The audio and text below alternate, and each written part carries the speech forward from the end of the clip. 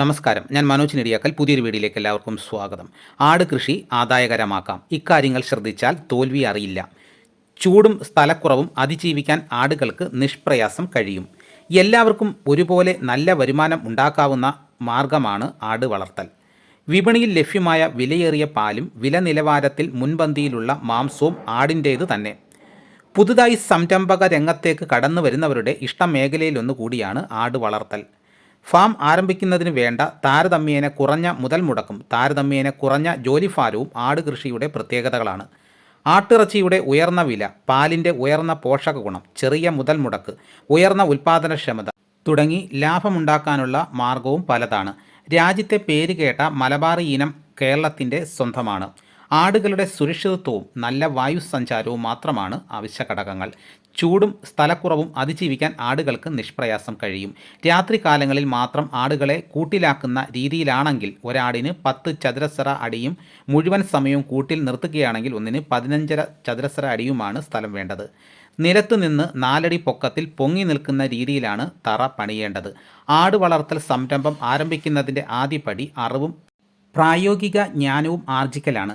മികച്ച ആട് ഫാമുകൾ സന്ദർശിച്ചും പരിചയസമ്പന്നരായ കർഷകരുമായി സംവദിച്ചും കൃഷിയിലെ അറിവുകൾ നേടാം.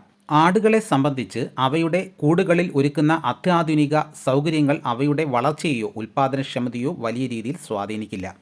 തറ നിർമ്മിക്കാൻ ഫെറോ സിമൻറ്റ് സ്ലാബുകളും കട്ടികൂടിയ PVC സ്ലാബുകളും ഉപയോഗിക്കാം.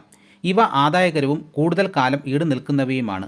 വശങ്ങളിൽ കമ്പിവലയും മേൽക്കൂരയും ടിൻ ഷീറ്റും ഉപയോഗിക്കാം. ഓലമേഞ്ഞും പ്ലാസ്റ്റിക് ഷീറ്റും കൊണ്ട് പൊതിഞ്ഞും ഉപയോഗിക്കാം. വെള്ളം കുടിക്കാൻ വശങ്ങളിൽ ഉറപ്പിച്ച PVC ഡ്രെയിനേജ് പൈപ്പുകളും തീറ്റപാത്രങ്ങളായി ടയറുകളിൽ ഇറക്കി വെച്ച പ്ലാസ്റ്റിക് ബേസിനുകളും മതി. തീറ്റപ്പുല്ല് അരിഞ്ഞിട്ട് കൊടുക്കാനായി 2 ഇഞ്ച് കമ്പിവല വളച്ചു കെട്ടി കൂടുപോലെയാക്കി കൂട്ടിനുള്ളിൽ സജ്ജീകരിക്കണം. കൂടിൻ്റെ ഉള്ളിലെ അറകളുടെ വാതിലുകളും ഇടനാഴിയും ഒരേ വീതിയിലായാൽ വാതിലുകൾ പുറത്തേക്ക് തുറന്നുവെച്ച് ഇടനാഴി ആവശ്യാനുസരണം ബ്ലോക്ക് ചെയ്യാൻ കഴിയും. ആട്ടിൻകുട്ടികളുടെ വിൽപ്പനയാണ് പ്രധാന വരുമാന മാർഗമായി ഉദ്ദേശിക്കുന്നതെങ്കിൽ മലബാറി ആടുകളെ മാത്രം തിരഞ്ഞെടുക്കുക. മാംസാവശ്യത്തിനുള്ള വിൽപ്പന കൂടി ഉദ്ദേശിച്ചാണെങ്കിൽ മലബാറി പെണ്ണാടുകളെ ജന്മ്യാപ്യാരി മുട്ടാനാടുകളുമായി ഇണചേർക്കുക. 1-ാം തലമുറയിലെ വളർച്ചാ നിരക്കിൽ ഇവയെ വെല്ലാൻ മറ്റൊരിനമില്ല. മറ്റ് ഉത്തരേന്ത്യൻ ഇനങ്ങളെ വളർത്തുന്നതിൻ്റെ ലാഭം അവയുടെ ഒറ്റ കുഞ്ഞുങ്ങളെ മോഹവിലയ്ക്ക് വിപണനം ചെയ്യാൻ നിങ്ങൾക്കുള്ള കഴിവിനെ കൂടി ആശ്രയിച്ചിരിക്കുന്നു. പെണ്ണാടുകളെയാണ് വാങ്ങുന്നതെങ്കിൽ 12 മുതൽ 14 മാസം വരെ പ്രായമുള്ള ആരോഗ്യമുള്ളവയെ മാത്രം തിരഞ്ഞെടുക്കുക. പിറകിലെ നട്ടെല്ലുകളുടെ വശങ്ങൾ കൊഴുത്ത് ഉരുണ്ടിരിക്കുക. വാലിൻ്റെ കടഭാഗം 2 വശവും നികന്നിരിക്കുക. ഇടുപ്പിലെ മാംസപേശികൾ മാംസളമായിരിക്കുക. വാല് താഴ്ന്നു കിടക്കാതിരിക്കുക എന്നിവയാണ് ആരോഗ്യത്തിൻ്റെ ബാഹ്യലക്ഷണങ്ങൾ. കീഴ്ത്താടിയിലെ മുൻവശത്തെ പല്ലുകളിൽ നടുക്കുള്ള 4 മാത്രം വലുതും മഞ്ഞ നിറമുള്ളതും ആകുന്ന പ്രായം വരെയുള്ളവയെ വാങ്ങണം. ശരീരത്തിൻ്റെ പിറകുവശത്തൊഴികെ മറ്റ് ഭാഗങ്ങളിൽ രോമം വളരെ നീണ്ടു വളർന്ന ആടുകളെ ഒഴിവാക്കണം. ആട്ടിൻകുട്ടികളെയാണ് വാങ്ങുന്നതെങ്കിൽ 3 മുതൽ 4 മാസം പ്രായമുള്ളവയിൽ ഏറ്റവും വളർച്ചാ നിരക്കിൽ പെണ്ണാട്ടിൻകുട്ടികളെ മാത്രം തിരഞ്ഞെടുക്കുക. ചന്തകളിൽ നിന്നോ ആട് ഫാമുകളിൽ നിന്നോ മൊത്തമായി കുഞ്ഞുങ്ങളെ വാങ്ങുന്നത് ഒഴിവാക്കണം. നല്ല ഒരു മാതൃശേഖരമാണ് നമ്മുടെ സംരംഭത്തിൻ്റെ ജയപരാജയങ്ങൾ നിശ്ചയിക്കുന്നത് എന്ന കാര്യം മനസ്സിൽ വെച്ച് ബുദ്ധിമുട്ടി അലഞ്ഞു നടക്കേണ്ടി വന്നാലും വീടുകളിലും നിരവധി ഫാമുകളിലും നേരിട്ട് പോയി നല്ലവയെ മാത്രം തിരഞ്ഞെടുക്കുക. വില അല്പം കൂടുതൽ കൊടുക്കേണ്ടി വന്നാലും സാരമില്ല. രക്തബന്ധമുള്ള മുട്ടനാടുകളും പെണ്ണാടുകളും തമ്മിൽ ഇണചേർന്നുണ്ടാകുന്ന കുഞ്ഞുങ്ങൾ വളർച്ചാ നിരക്കിലും രോഗപ്രതിരോധ ശക്തിയിലും മോശമായിരിക്കും. അതിനാൽ മുട്ടനാടുകളെ വെവ്വേറെ സ്ഥലങ്ങളിൽ നിന്ന് മാത്രം തിരഞ്ഞെടുക്കുക. ആട് ഫാമുകളിലെ പ്രധാന ചെലവിനം തീറ്റയാണ്. ആടുകളുടെ ദഹനേന്ദ്രിയങ്ങളുടെ നീളം താരതമ്യേന കുറവായതിനാൽ നാരിൻ്റെ അംശം കൂടുതലുള്ള മൂത്ത പുല്ലുകൾ ദഹിപ്പിക്കാൻ കഴിയില്ല. അതേസമയം ഉണങ്ങിയ പയറുവർഗ്ഗങ്ങളുടെയും പ്ലാവ് തുടങ്ങിയ വൃക്ഷങ്ങളുടെയും ഇലകൾ നല്ലതാണ്. അതുകൊണ്ട് CO3 പോലുള്ള തീറ്റപ്പുല്ലുകൾ 30 ദിവസത്തിൽ കൂടുതൽ മൂപ്പെത്താൻ അനുവദിക്കാതെ മുറിച്ചു കൊടുക്കണം. തീറ്റപ്പുല്ല് താരതമ്യേന വൈകുന്നേരങ്ങളിൽ നൽകുന്നതാണ് നല്ലത്. പാലുൽപാദനം പ്രധാന ലക്ഷ്യമല്ലാത്തതിനാൽ കറവ പശുക്കൾക്ക് നൽകുന്നത് പോലെയുള്ള ഊർജ്ജം കൂടിയ തീറ്റകൾ ആടുകൾക്ക് ആവശ്യമില്ല. കാലിത്തീറ്റ തുടർച്ചയായി നൽകുന്നത് നിരവധി ആടുകളിൽ വിട്ടുമാറാത്ത വയറിളക്കത്തിന് കാരണമാകുന്നതായി കണ്ടിട്ടുണ്ട്.